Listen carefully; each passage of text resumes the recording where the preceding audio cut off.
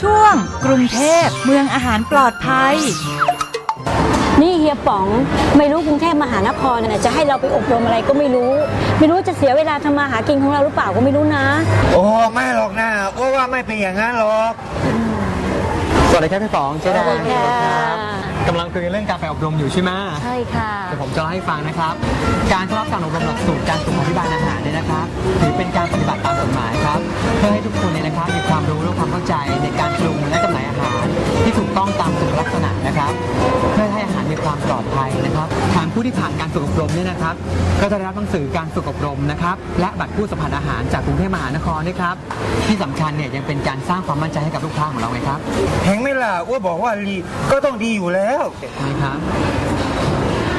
ถ้าคุณเป็นผู้สัมผัสอาหารเหมือนเฮียป๋องและเจ๊แดง